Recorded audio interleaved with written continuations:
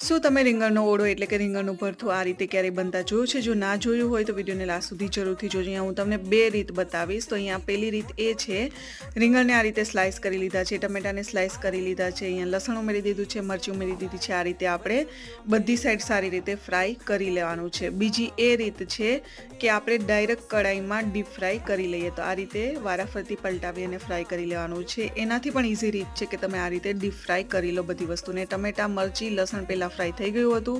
રીંગણમાં થોડો સમય લાગે એટલે થોડી વાર લાગી હતી. અહીંયા બધી વસ્તુને ક્રશ કરી લેવાની છે, વઘારવાની જરૂર નથી.